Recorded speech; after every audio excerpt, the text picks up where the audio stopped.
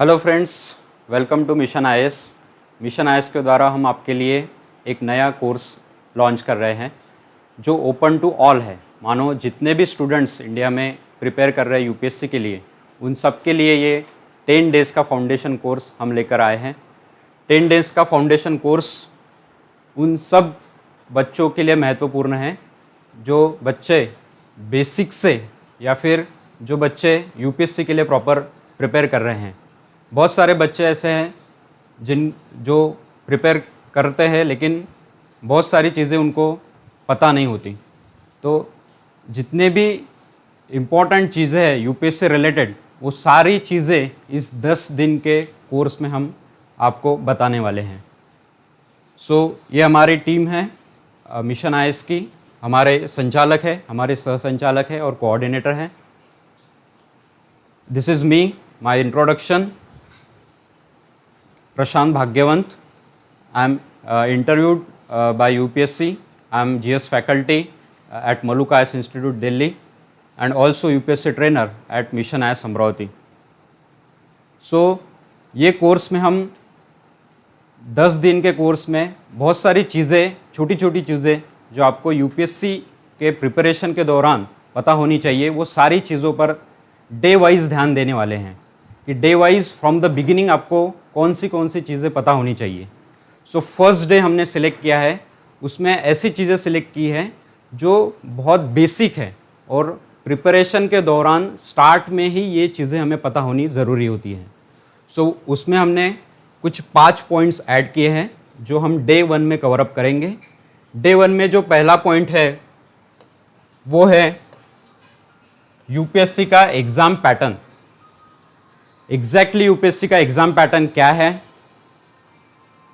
Second चीज़ है कि UPSC के लिए एलिजिबिलिटी क्या चाहिए। बहुत सारे बच्चे प्रिपेयर करते हैं, एम भी रखते हैं कि हमें यूपीएससी देनी है, लेकिन उनको पता नहीं होता है कि एलिजिबिलिटी क्राइटेरिया एग्जैक्टली क्या है एग्ज़ाम का। थर्ड, बहुत सारे स्टूडेंट्स प्रिपेयर कर रहे हैं, जो भी कर रहे हैं उनको ये भी नहीं पता है कि एग्जैक्टली पोस्ट कितनी है। हमें पता होता है कि बहुत कम पोस्ट हमें पता होती है, आईएएस, आईपीएस, आईआरएस। उसके अलावा बहुत सारी पोस्ट यूपीएससी के सीएससी द्वारा, नागरिक सेवा परीक्षा द्वारा भरी जाती है, लेकिन वो पोस्ट हमें पता नहीं होती। वो पोस्ट क्या है, वो सर्विसेज क्या है, उसमें से जो ऑल इंडिया सर्विसेज है जिनके लिए एग्जैक्टली कैडर अलोकेशन पॉलिसी है, एग्जैक्टली कैडर्स क्या है वो भी हम इस थर्ड पॉइंट में कवर अप करेंगे। Then next is selection procedure क्या एग्जैक्टली। पैटर्न के साथ, पैटर्न के बाद हमें जो चीज़ें पता होनी चाहिए कि एग्जैक्टली सिलेक्शन प्रोसीजर क्या है, हमारा सिलेक्शन कैसे होने वाला है। आयोग जो है, कमीशन जो है, वो कैंडिडेट का किस तरह से सिलेक्शन करेगा, जिस तरह से उसको उस तरह के पोस्ट या फिर कैडर अलोकेट होगा। फोर्थ पॉइंट में हम सिलेक्शन प्रोसीजर कवर अप करेंगे और फिफ्थ पॉइंट में हम एग्जैक्टली अब हमें ये चीज़ें पता होने के बाद जो हमारा मेन एम है आईएएस। एग्जैक्टली बच्चे एम करते हैं आईएएस ही, क्योंकि ऐसा कहा जाता है कि इंडिया में एक ही अच्छी सर्विस है, वो है आईएएस। बाकी सिर्फ सर्विसेस ही है, यानी बाकी सब नौकरियां ही हैं। ये क्या है exactly, why student aim for exactly IAS. ये भी पॉइंट हम तैयार करेंगे और एग्जैक्टली प्रिपेयर कैसे करना है उसे, तो ये भी पॉइंट हम कवर अप करेंगे फिफ्थ पॉइंट में। ये हो गया हमारा आज के डे 1 का सारे पॉइंट्स का कवर अप। अब हम इस 5 पॉइंट्स को डिटेल में एक एक करके डिटेल में जानेंगे, एग्जैक्टली 5 पॉइंट्स क्या कहते हैं हमें।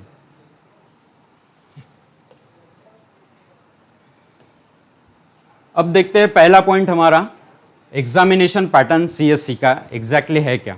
हमें पता है, बहुत सारे बच्चों को ये भी पता है कि एग्ज़ाम जो है वो कुछ स्टेजेस में ली जाती है, जिस स्टेजेस के द्वारा बच्चे अलग अलग लेवल पर सिलेक्ट होते हैं और बाद में उनका फाइनल सिलेक्शन होता है। लेकिन जो बारीक चीज़ें हैं हर स्टेज की, वो हमें पता नहीं होती है कि प्रीलिम का एग्जैक्टली पैटर्न क्या है, मेंस का एग्जैक्टली पैटर्न क्या है और इंटरव्यू का पैटर्न क्या है। इस पैटर्न को ही हमें 3 स्टेजेस पर डिटेल में देखना है। पहला स्टेज जो है प्रीलिमिनरी टेस्ट, वो है जिसका पैटर्न है जिसमें 2 तरह के पेपर होते हैं।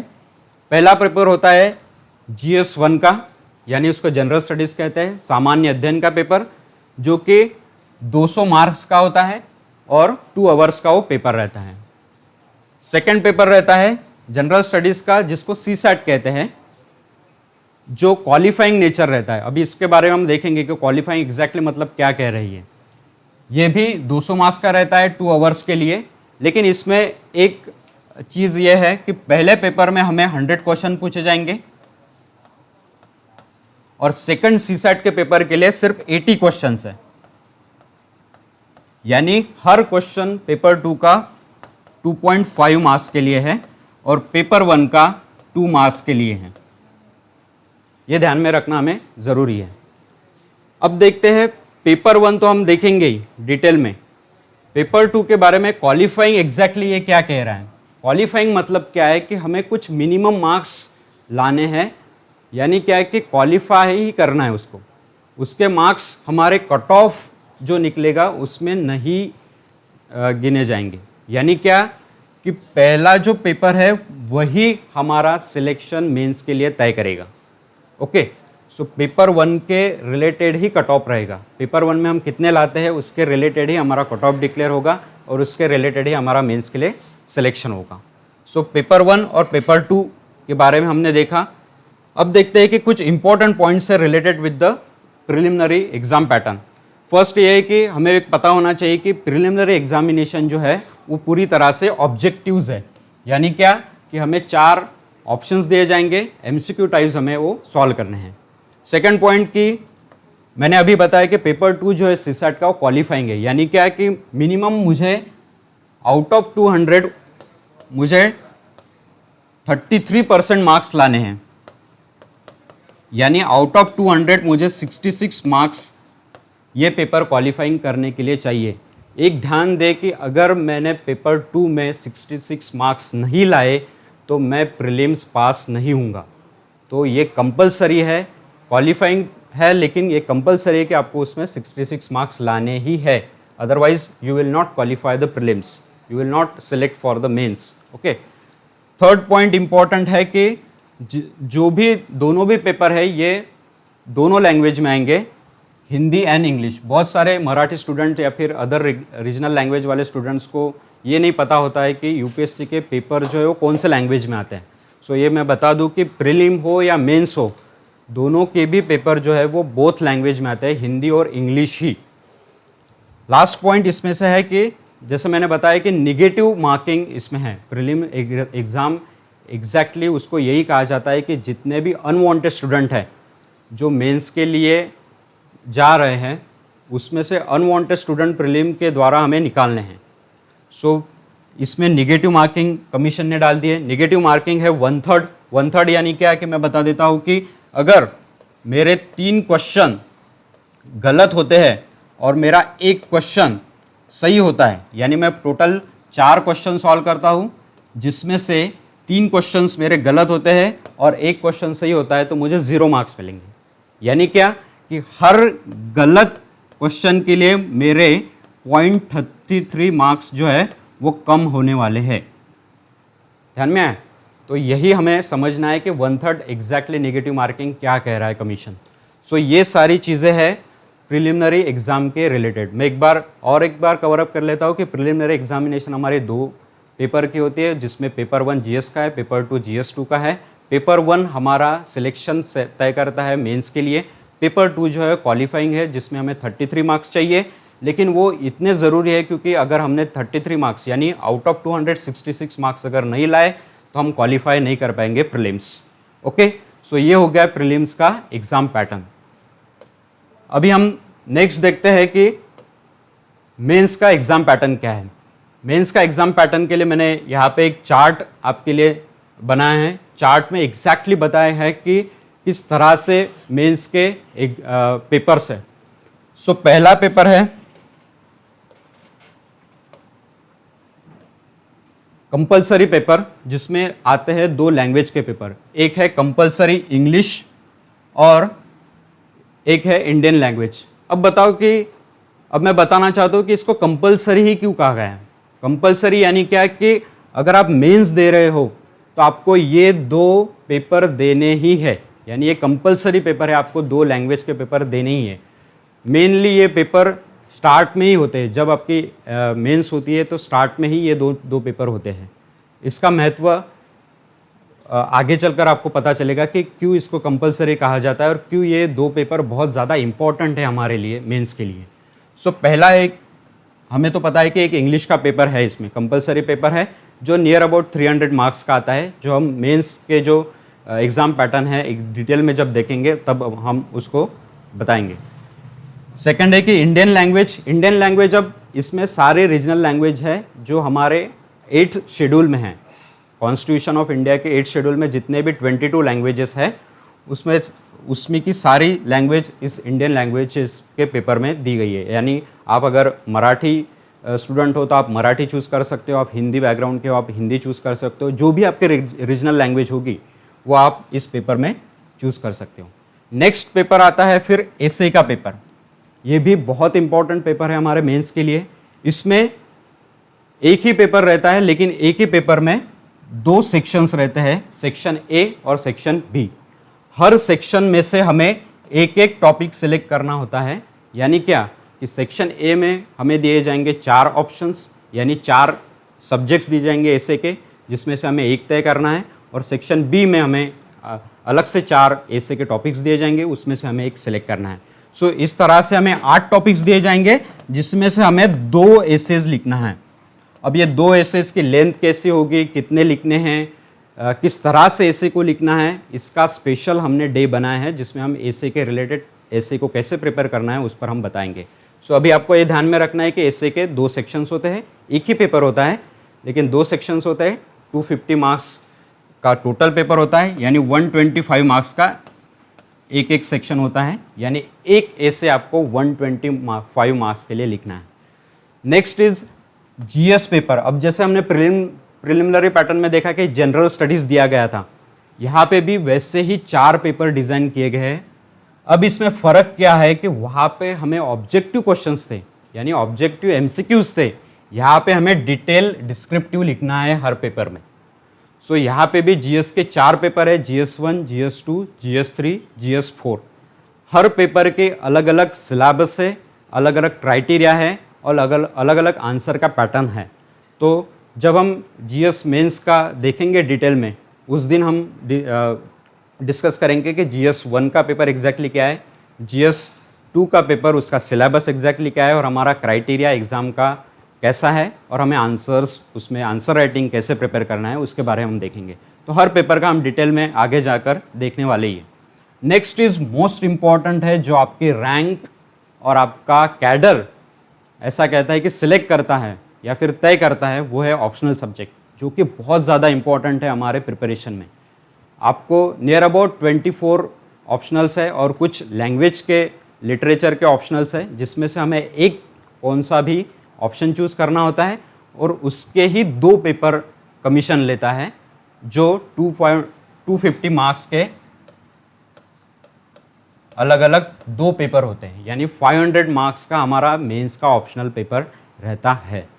सो ये हो गया मेंस का एग्ज़ाम पैटर्न। इसका डिटेल में हम आगे जाकर देखने वाले हैं, लेकिन ये नोट हमारे लिए बहुत ज़्यादा ज़रूरी है। जैसा मैंने कहा था कि कंपलसरी पेपर क्यों इसके लिए क्यों कहते हैं, तो जो लैंग्वेज पेपर है वो मैंने कहा है कि क्वालिफाइंग है, यानी इसके मार्क्स भी जैसे CSAT था वैसे ही इसके मार्क्स भी हमारे फाइनल टोटल में काउंट नहीं किए जाएंगे। लेकिन ये एग्ज़ाम में क्यों डाले हैं, ये क्वालिफाइंग है, कंपलसरी है, लेकिन लैंग्वेज का बहुत ज़्यादा इम्पोर्टेंस है, ठीक है, और कमीशन इसको उतना महत्व देती है, इसलिए लैंग्वेज के पेपर हमारे मेंस में डाले गए हैं।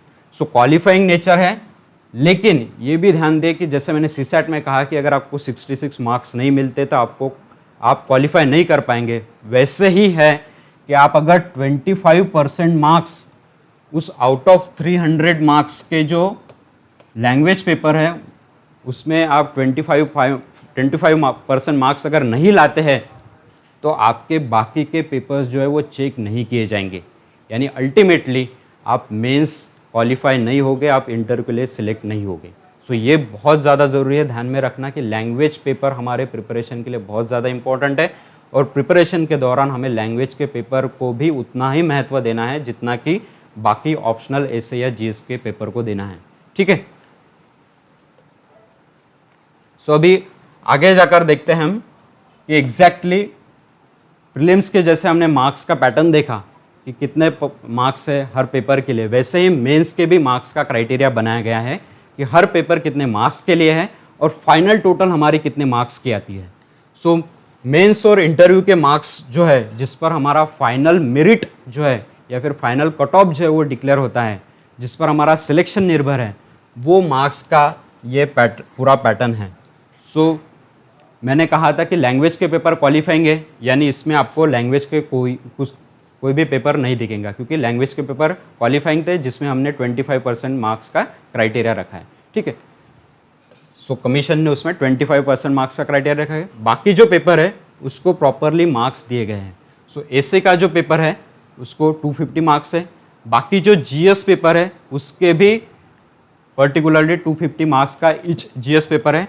ऑप्शनल भी जैसे मैंने कहा था कि 250 मार्क्स का एक एक ऑप्शनल पेपर है, यानी टोटल जो हमारे मेंस के पेपर है, मेंस के पेपर वैसे तो 9 है, 9 में से 2 जो है वो क्वालिफाइंग है, यानी क्या कि हमारे फाइनल टोटल में जो काउंट होने वाले मार्क्स है वो सिर्फ 7 पेपर्स के हैं, 7 पेपर्स के, ठीक है, ये ध्यान में रखना।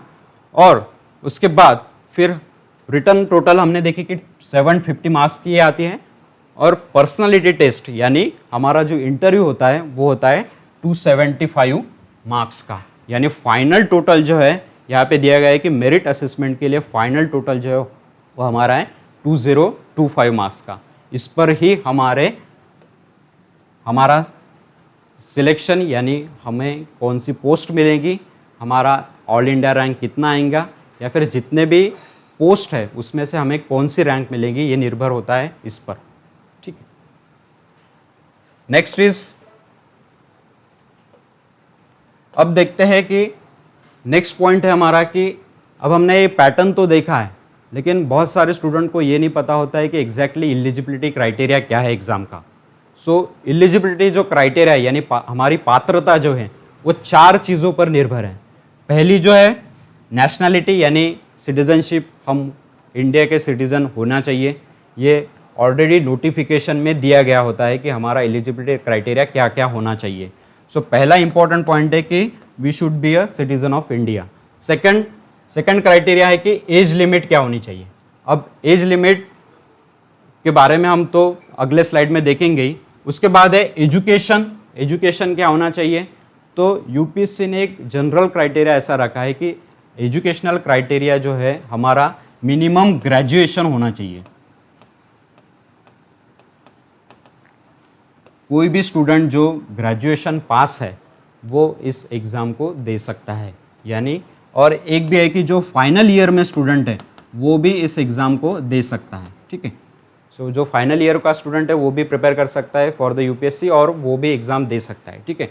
लेकिन जब मेंस के बाद मेंस के लिए हम फॉर्म भरते हैं अलग से, तब हमारा रिजल्ट फाइनल जो है वो आना चाहिए, ऐसा उन्होंने क्राइटेरिया रखा है, ठीक है।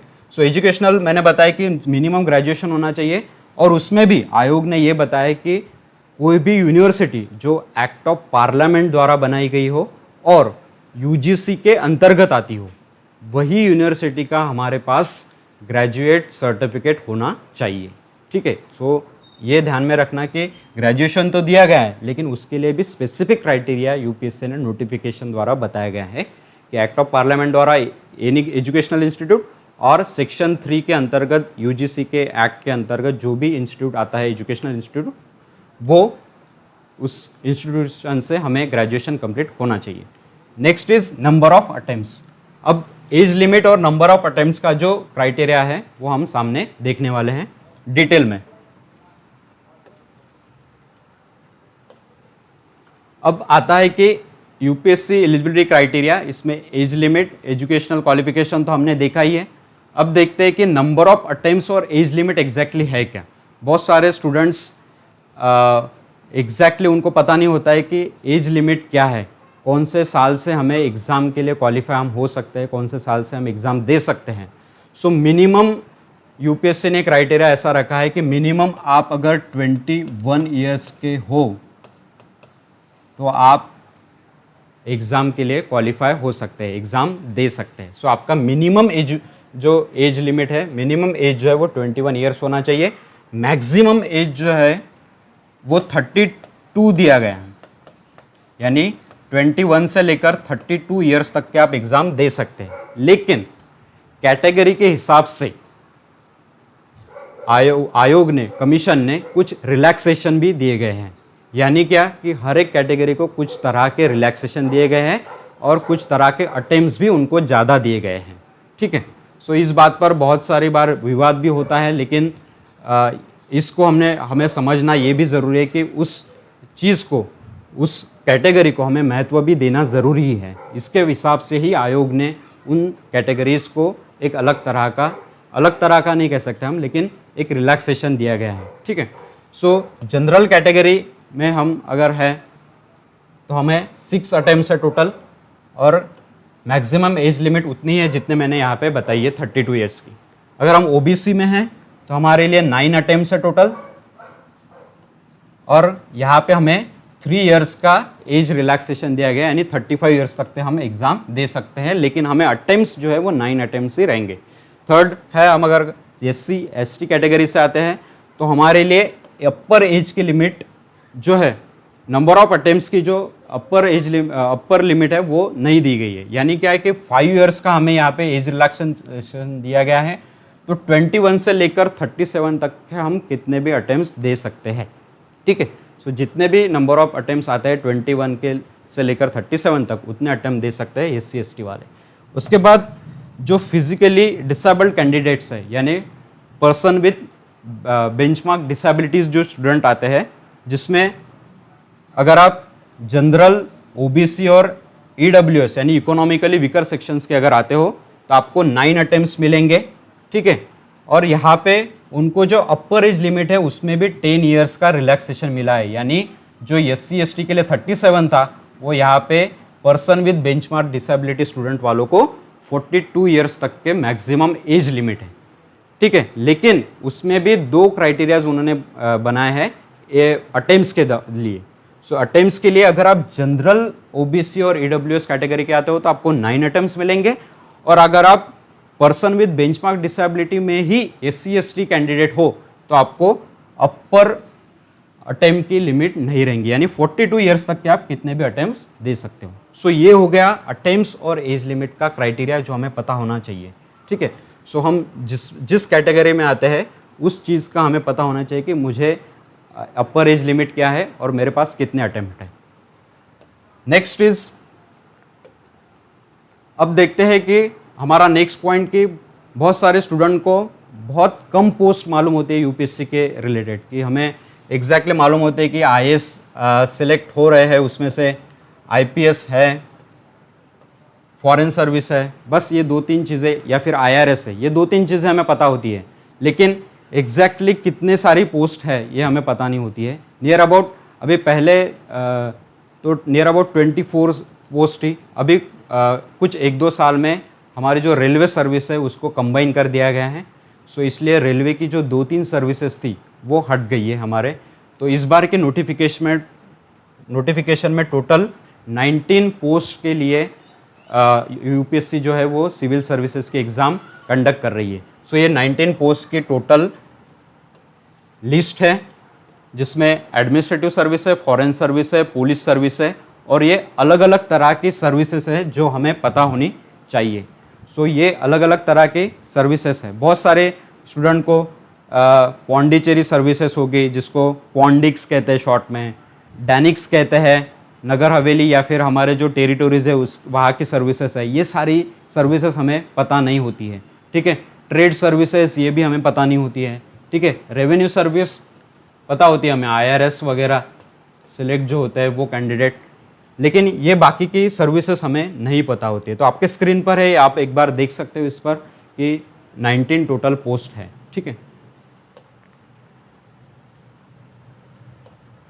नेक्स्ट इज, अब इस बार के नोटिफिकेशन में इस बार के नोटिफिकेशन में जो 2021 का नोटिफिकेशन आया है, जिसके एग्ज़ाम नियर अबाउट 10 अक्टूबर को होगी, उसमें दिया गया है टोटल 712 पोस्ट के लिए इस बार के एग्ज़ाम होने वाली है, जिसमें से 22 पोस्ट जो है वो रिजर्व्ड है। अभी जो मैंने बताया था कि पर्सन विथ बेंचमार्क डिसेबिलिटी वालों स्टूडेंट्स को, ठीक है। सो नियर अबाउट इतनी पोस्ट है जो कि हर साल कम होती जा रही है, ठीक है। तो ये बड़ा कंसर्न हो गया है कि हर साल नियर अबाउट 14-15 से करीबन सारी पोस्टें जो है वो कम होती जा रही है। और इस बार भी जैसे मैंने बताया कि रेलवे सर्विस जो है वो कंबाइन कर दी गई है, तो उतनी पोस्ट उसमें ही कम होती गई है, ठीक है। नेक्स्ट इज जो मैंने पॉइंट बताया था कि अभी सर्विसेज है, लेकिन कुछ ही सर्विसेज के लिए कैडर्स है। यानी इंडिया में जो ऑल इंडिया सर्विस है, ऑल इंडिया सर्विस यानी क्या है कि उस पोस्ट के लिए जो ऑफिसर सेलेक्ट होंगे उनको इंडिया में कहीं पे भी पोस्ट मिल सकती है, कहीं पे भी अपॉइंट किया जा सकता है, ठीक है। सो ये ऑल इंडिया सर्विसेज में कुल 3 पोस्ट आती है, जिसमें से एक है उस पोस्ट में की पहली है इंडियन एडमिनिस्ट्रेटिव सर्विसेज, भारतीय प्रशासकीय सेवा। सेकंड ऑल इंडिया सर्विस है इंडियन पुलिस सर्विसेज, ठीक है। और थर्ड है इंडियन फॉरेस्ट सर्विसेज। बहुत सारे स्टूडेंट को ये कंफ्यूजन होता है कि इंडियन फॉरेन सर्विस है या फॉरेस्ट सर्विस ऑल इंडिया है, तो इंडियन फॉरेस्ट सर्विस जो है वो ऑल इंडिया सर्विस है। तो ये 3 पोस्ट के लिए ही ये सारे कैडर्स किए गए हैं। अभी 2017 के पहले कैडर्स इस तरह से नहीं दिए जाते थे। हमें जो मेंस के बाद सिलेक्ट करने होते थे डिटेल एप्लीकेशन फॉर्म के द्वारा, वो इस तरह से नहीं होते थे। उसमें सीधे सीधे स्टेट्स दिए जाते थे, जिसमें से हमें अपने प्रेफरेंस से स्टेट सिलेक्ट करना होता था। लेकिन आयोग ने उस पर विचार किया और 2017 के बाद एक कैडर अलोकेशन पॉलिसी लाई 2017 में, जिसको 2019 में भी रिवाइज किया, ठीक है। और इसमें आयोग ने बनाए जोन्स, टोटल 5 जोन्स बनाए, जिसमें जो स्टेट्स है उनको उन्होंने कैटेगराइज किया और इस जोन्स में से ही हमें प्रेफरेंस वाइज एक एक जोन सिलेक्ट करके एक एक स्टेट सिलेक्ट करना होता है। सो अगर मैं AGMUT करता हूँ तो मैं डायरेक्टली हिमाचल प्रदेश पर नहीं जाऊँगा, मैं जोन 2 में देखूंगा कि मेरा प्रेफरेंस का कोई स्टेट है क्या। अगर मुझे नहीं सिलेक्ट करना है तो मैं थर्ड पर जाऊँगा, थर्ड में से एक सिलेक्ट करूँगा। अगर थर्ड में से मानो मैं गुजरात करता हूँ, इस जोन में से मैंने कुछ सिलेक्ट नहीं किया, तो मैं चौथे जोन पर जाऊंगा। मैं वापस नहीं जा सकता हूँ, सीरियली मुझे एक एक प्रेफरेंस करना है और ऐसे ही एक एक प्रेफरेंस सिलेक्ट करके मुझे सारे स्टेट करीबन सिलेक्ट करने होते हैं, ठीक है। सो कैडर एलोकेशन पॉलिसी भी डिटेल में है काफ़ी। एक बार हम उस पर एक अलग से डिटेल में वीडियो बनाएंगे, जिस पर हम बताएंगे कि एग्जैक्टली कैडर पॉलिसी है क्या, ठीक है। सो ये जोन्स हमें पता होने चाहिए कि जो स्टेट है उनको जोन में डिवाइड किया गया है। नेक्स्ट अभी हम देखते हैं कि एग्जैक्टली सिलेक्शन प्रोसीजर क्या है हमारी, ठीक है। सो हमने देखा कि एग्जाम का पैटर्न प्रीलिम्स, मेंस और इंटरव्यू 3 लेवल पर होता है। तो हमें यही पता होना चाहिए कि प्रिलिमिनरी एग्जाम में नियर अबाउट जितने भी फॉर्म्स आते हैं, जितने भी एप्लीकेशंस आते हैं, फॉर एग्जांपल हम करीबन सोचते हैं कि हम 10 लाख स्टूडेंट अगर प्रिलिमिनरी एग्ज़ाम दे रहे हैं या फिर प्रिलिमिनरी एग्ज़ाम के लिए एप्लीकेशन दे रहे हैं, उसमें से करीबन हम मान लेते हैं कि 5 lakh student exactly preliminary exam दे रहे हैं। सो उसमें से आयोग का ऐसा क्राइटेरिया है कि उसमें से near about 12 to 13 times student जो है वो आयोग जो है वो मेंस के लिए सिलेक्ट करेगा। मेंस के लिए यानी 5 लाख में से नियर अबाउट जो वैकेंसीज है, वैकेंसीज के 12 to 13 टाइम्स, यानी वैकेंसीज मानो इस बार 7-12 है तो इसके करीबन 12 इंटू 12 इतने स्टूडेंट जो है वो क्वालिफाई होंगे मेंस के लिए। और थर्ड क्राइटेरिया आयोग ने ऐसा बनाया कि नियर अबाउट इस 7-12 से ही 3 टाइम्स यानी करीबन 2200 के आसपास या फिर 2100 के आसपास स्टूडेंट जो है वो पर्सनालिटी टेस्ट यानी इंटरव्यू के लिए सिलेक्ट होंगे। यानी सिलेक्शन प्रोसीजर हमें देखनी है कि जितने स्टूडेंट प्रीलिम के लिए या फिर प्रीलिम दे रहे हैं उसमें से कितने बच्चे आयोग को चाहिए, ठीक है। सो उस तरह से ही आयोग ने अपना अपना क्राइटेरिया बनाया है। सो इस तरह की ये सिलेक्शन प्रोसीजर है, इस तरह से ही आयोग कैंडिडेट को हर बार सेलेक्ट कर रही है, ठीक है। सो ये हो गई सिलेक्शन प्रोसीजर। अब इसके रिलेटेड जो डिटेल्ड है वो हम आगे चलकर देखने वाले हैं कि एग्जैक्टली सिलेक्शन होने के बाद भी एग्जैक्टली क्राइटेरिया क्या रहता है, कैसे सिलेक्शन होने के बाद भी अलग अलग तरह की ट्रेनिंग्स वगैरह रहती है। सो ये डिटेल में हम बाद में देखने वाले हैं। सो हमें पता होना चाहिए कि इस तरह की आयोग की सिलेक्शन प्रोसीजर है। नेक्स्ट, अभी हमारा जो एम है, अभी जैसे मैंने स्टार्ट में ही बताया था कि ऐसा कहा जाता है इंडिया में कि आईएएस ही है ऐसी एक पोस्ट जिसे नौकरी कहा जाता है, या फिर जो एक तरह की एक प्रेस्टिजियस पोस्ट कहा जाता है, एक प्रेस्टिजियस सर्विस कहा जाता है। बाकी सारी सिर्फ नौकरियां ही है ऐसा कहा जाता है, क्योंकि हमें पता है कि आईएएस के लिए नंबर ऑफ एरियाज़ होते हैं वर्क करने के लिए। बहुत सारे एरियाज़ में आईएएस ऑफिसर वर्क करता है, not only as a district collector but work as a secretary, work as a in other institutions of the government of India. So IAS को वैरायटी ऑफ जॉब्स रहते हैं। सो बहुत सारे student जितने भी हैं उनमें से करीबन 90% स्टूडेंट तो इसी पोस्ट के लिए प्रिपेयर कर रहे हैं पूरे इंडिया में। सो हमें पता होना चाहिए कि एग्जैक्टली हमें इस एग्ज़ाम का प्रिपरेशन कैसे स्टार्ट करना है। हाउ के जगह मैं ये भी ऐड करूँगा कि व्हेन, हमें कब स्टार्ट करना है एग्जैक्टली प्रिपरेशन। सो जो हमने फाउंडेशन कोर्स डिज़ाइन किया उसमें भी मैंने स्टार्टिंग में यही बताया कि जितने भी स्टूडेंट हैं जिनका एम आगे चलकर आईएएस है वो सब उसको ज्वाइन कर सकते हैं, जिसमें हम उनको सारी बेसिक जानकारी इस 10 डेज़ के फाउंडेशन कोर्स में देने वाले हैं। सो एग्जैक्टली मैंने जैसे बताया कि एलिजिबिलिटी क्राइटेरिया, जैसे मैंने बताया कि जिसमें मिनिमम ग्रेजुएशन है, लेकिन बहुत सारे स्टूडेंट हैं इंडिया में जो करीबन 10 स्टैंडर्ड से ही इसको प्रिपेयर कर रहे हैं, जिनका अल्टीमेट एम है आईएएस। यानी क्या है कि वो पहले से ही अपने आप को प्रिपेयर करना शुरू कर रहे हैं, जिसके लिए उनका एम है कि मैं जल्दी से जल्दी as the age of 22, as the age of 23 मैं सेलेक्ट हो जाऊंगा, यानी फर्स्ट या सेकंड अटेम्प्ट में ही मैं आईएएस की परीक्षा पास होऊंगा। तो इसके लिए बहुत सारे स्टूडेंट 10 से ही स्टार्ट कर रहे हैं। हम मिशन आईएएस के द्वारा 3rd स्टैंडर्ड से ही स्टूडेंट्स को अवेयर कर रहे हैं कि आप आईएएस के लिए अभी से प्रिपेयर कर सकते हो। अभी से आप थोड़ी थोड़ी अगर शुरुआत करो तो आप ग्रेजुएशन होने तक के बहुत सारी चीज़ें आप कवर अप कर लोगे और आपका फर्स्ट या सेकंड अटेम्प्ट में ही सिलेक्शन होगा। सो ये भी हमें जानना ज़रूरी है कि हम जितने जल्दी से जल्दी इस एग्ज़ाम के प्रिपरेशन को स्टार्ट करें, उतने जल्दी से जल्दी हम उसका सिलेबस और उसके सक्सेस के नज़दीक हम पहुंच सकते हैं। सो हमें ध्यान देना चाहिए कि जितने जल्दी जल्दी हम इस एम को फिक्स करें कि हमें इस एग्ज़ाम के लिए प्रिपेयर करना है, तो हम इसके लिए अच्छे से प्रिपेयर हो सकते हैं जल्दी से जल्दी, ठीक है। सो मैंने बताया कि when we can start, how में आता है कि अब बहुत सारी चीज़ें हैं डिटेल में जो प्रिपरेशन के दौरान हमें पता होनी चाहिए कि एग्जैक्टली मुझे क्या पढ़ना है, एग्जैक्टली मुझे न्यूज़पेपर कैसे पढ़ना है, एग्जैक्टली सिलेबस क्या होता है, एग्जैक्टली कौन से बुक्स हमें पढ़ने हैं, कौन से बुक्स रिकमेंड किए जाते हैं एग्ज़ाम के प्रिपरेशन के लिए, उतने ही हमें पढ़ने हैं। सो हमारी डेली रूटीन क्या होनी चाहिए एग्ज़ाम के लिए प्रिपरेशन के दौरान। अगर हम एजुकेशन कर रहे हैं तो एजुकेशन के साथ साथ हम प्रिपरेशन कैसे कर सकते हैं।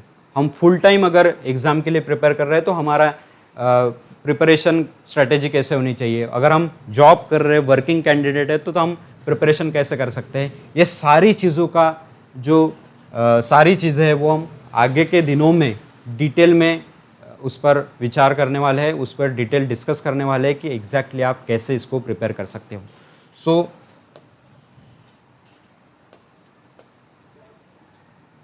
This was all about the preparation for IAS. So mission IAS के द्वारा जो हमने अभी 2 सेशंस या फिर 2 हमने कोर्स लॉन्च किए हैं, जिसमें का पहला कोर्स जो मैंने अभी बताया कि 10 डेज़ का फाउंडेशन कोर्स है, जिसमें हम डिटेल में सारी चीज़ें, छोटी छोटी चीज़ें, बेसिक चीज़ें जो प्रिपरेशन करने के पहले ही हमें पता होनी चाहिए वो है। और सेकंड जो कोर्स है वो हमने लॉन्च किया है एक एनसीईआरटी का कोर्स, जो बेसिक चीज़ें पता होने के बाद जिन चीज़ों को हम हाथ लगाते हैं वो है एनसीईआरटीज़। सो एनसीईआरटीज़ कैसे पढ़ना है, 6 to 12th एनसीईआरटी हमें कैसे कवर अप करना है, उसमें से बेसिक सिलेबस हमारे प्रिलिमिनरी एग्जाम में कैसे आता है, क्वेश्चंस कैसे रिफ्लेक्ट होते हैं, प्रीवियस ईयर क्वेश्चंस में एग्जैक्टली एनसीईआरटी से कैसे क्वेश्चंस रिफ्लेक्ट हुए, कैसे ऑप्शंस रिफ्लेक्ट हुए हैं, ठीक है।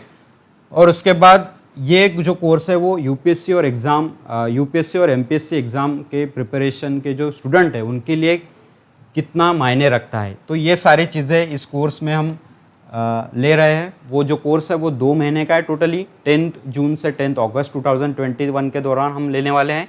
सो इसके लिए भी हम कोर्स 10 जून से हम स्टार्ट कर रहे हैं। अब एक महत्वपूर्ण बात यह है कि इन सारे दोनों भी कोर्स के दौरान हम एक डाउट क्लियरिंग सेशन लेने वाले हैं वीकली।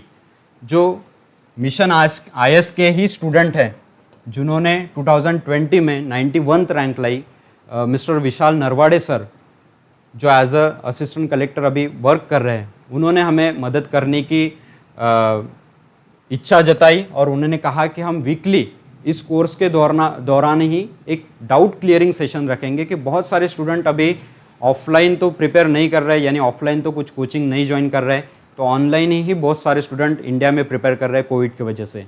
सो बहुत सारे स्टूडेंट डायरेक्टली अब इंटरेक्ट नहीं कर पा रहे हैं उनके टीचर्स के साथ। सो बहुत सारे स्टूडेंट के बहुत सारे डाउट्स हैं प्रिपरेशन के दौरान, प्रीलिम्स के होंगे, मेंस के होंगे, मेंस में भी अलग अलग पेपर के अलग अलग डाउट्स होंगे। सो ये डाउट सेशन हम मी एज अ प्रशांत भाग्यवंत एंड विशाल नरवाड़े सर हम वीकली एक सेशन रखेंगे जिसमें हम सिर्फ डाउट्स जो है स्टूडेंट के वो क्लियर करेंगे। यानी जितने भी डाउट्स है स्टूडेंट वो हमें सेंड कर सकते हैं या फिर हमारे मीटिंग में ज्वाइन कर सकते हैं, जिसमें हम 1-to-1 इंटरेक्शन करके उनके डाउट्स क्लियर करेंगे। सो ये भी एक वीकली डाउट क्लियरिंग सेशन हम लॉन्च कर रहे हैं जल्दी ही, करीबन अगले वीक से ये स्टार्ट भी होगा। सो इस तरह का ये डे 1 था।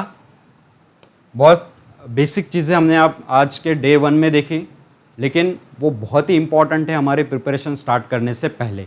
सो हमें ध्यान में रखना है कि आगे के जो दिन आने वाले हैं, अगले जो 9 डेज़ है, उनमें हम डिटेल जो बेसिक चीज़ें हैं वो सारी देखने वाले हैं और आपको सारी चीज़ें एग्जैक्टली पता चलेंगी कि एग्जैक्टली अब मैं प्रिपरेशन स्टार्ट कर रहा हूँ तो मुझे एग्जैक्टली सारी चीज़ें, बेसिक चीज़ें कौन कौन सी पता होनी चाहिए।